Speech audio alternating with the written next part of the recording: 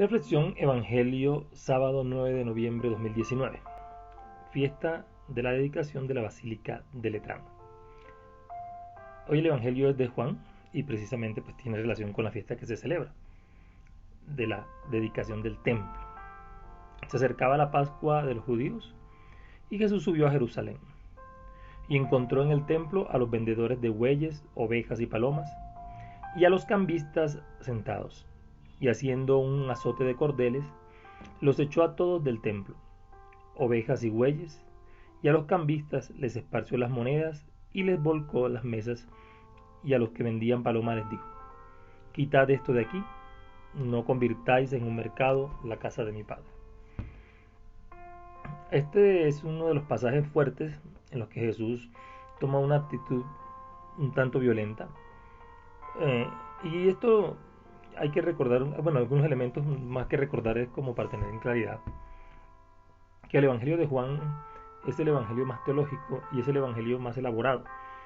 El Evangelio se escribe sobre entre los años 90 y 100, y Juan, coloca a Jesús en el sentido de ese Jesús que se convierte en el nuevo paradigma que va a abolir las fiestas fundamentales de los judíos, y en algunos casos, como el tema de la Pascua, la va a transformar.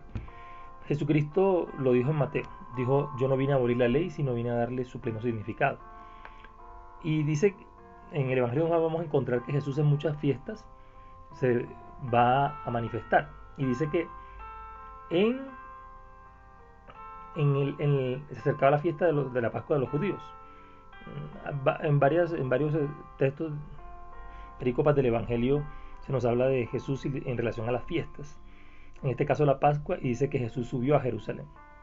Entonces encontró a lo que siempre se había: vendedores de bueyes, ovejas, palomas, todo esto para el sacrificio. Y los cambistas, había cambio de moneda, por lo que venía gente de todos lados. Como había judíos esparcidos por todos lados, ellos venían para cumplir con los rituales, y por eso habían estos cambistas para el tema de cambiar las monedas. Y dice que Jesús hizo un azote de cordeles y echó a todos del templo, sacando a los animales y a los cambistas y a los que vendían, me imagino.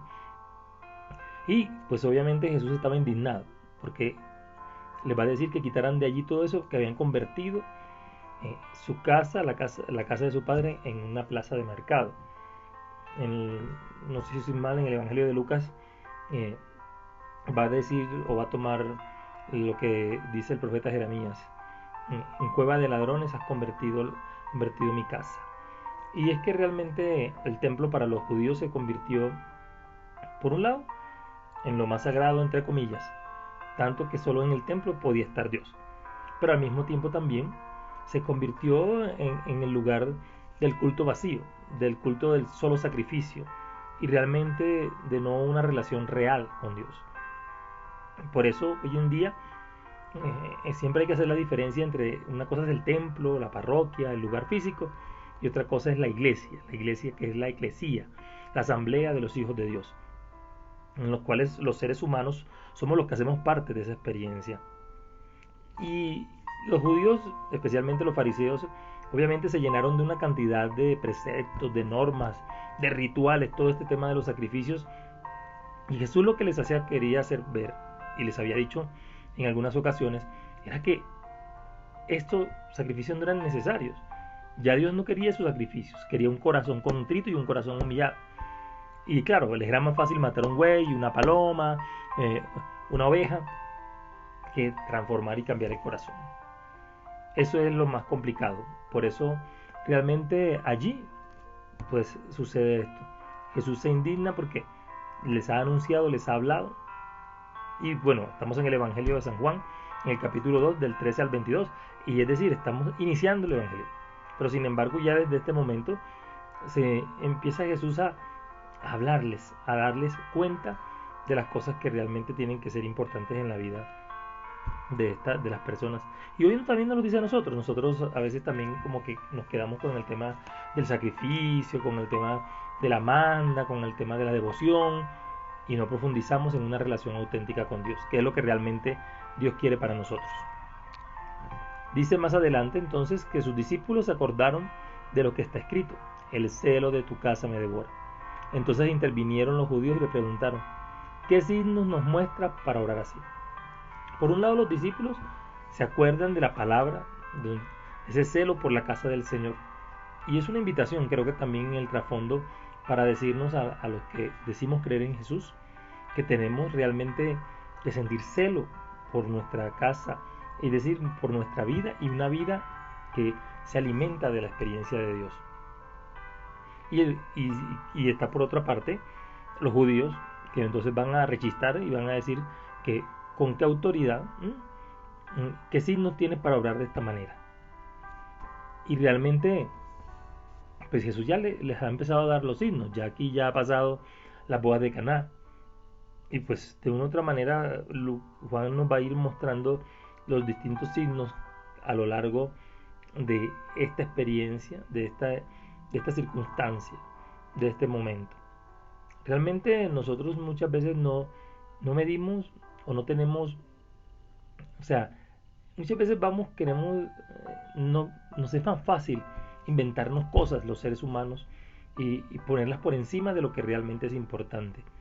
Y ellos obviamente acostumbrados a sus tradiciones, a todo lo que ellos hacen, pues les parecía que Jesús no tenía la autoridad para hacer eso. Es complicado porque pues también habría que ponerse en los zapatos de los judíos y mirar que Jesús obviamente estaba yendo en contra de sus instituciones, de lo que ellos mismos ya habían creado y lo que llevaban por muchos años, hasta siglos podríamos decir.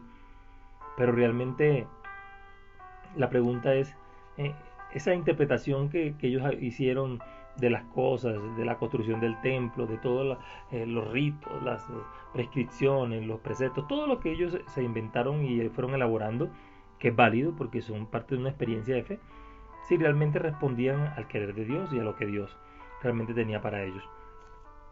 Hay que esperar, pero hay que ponerse en la sintonía de Dios. Siempre hay que dejarse sorprender por Dios.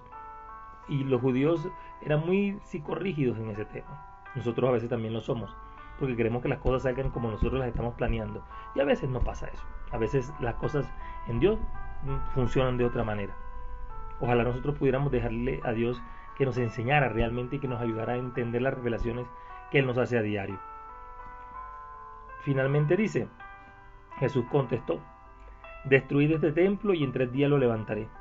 Los judíos replicaron: 46 años ha costado construir este templo y tú lo vas a levantar en 3 días. Pero él hablaba del templo de su cuerpo, y cuando resucitó de entre los muertos, los discípulos se acordaron de lo que había dicho y dieron fe a la escritura y a la palabra que había dicho Jesús. Ojo que esto es muy importante.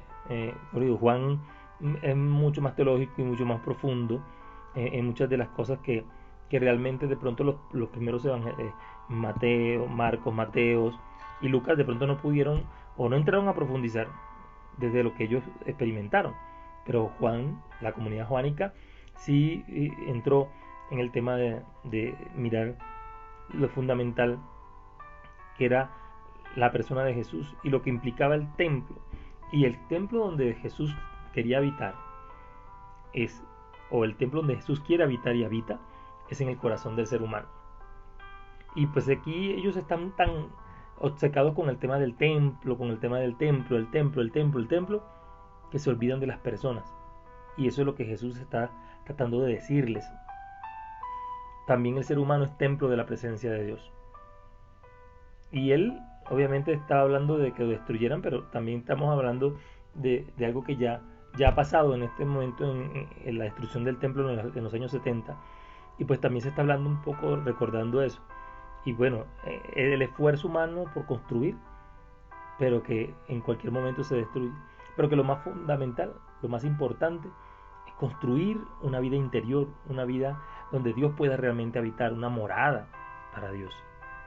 Y bueno, y aquí nos hacen la anotación de eso, de que cuando Jesús resucitó entre los muertos, los discípulos se acordaron de esto que había dicho Jesús. Y a pesar de que son de los primeros capítulos, pues ya están hablando de lo que vendrá y de lo que experimentará la comunidad, los discípulos. Todo esto para decirnos que ojalá nosotros nos preocupemos por el templo de nuestro cuerpo, por el templo de nuestra alma, por el templo de nuestro espíritu, para que allá habite Dios. Y dejarnos de llevar por tanto precepto, por tanto rito y por tanta cosa que muchas veces nos hace llevar un culto vacío como lo llevaban los judíos. Pidámosle al Espíritu Santo que nos enseñe realmente lo fundamental y que nos ayude a convertir nuestro cuerpo, nuestra alma y nuestro espíritu en ese templo donde realmente puede habitar Dios. Bendiciones en Jesús y María. Soy Javier Castañeda, seminarista audista de la provincia Minuto de Dios.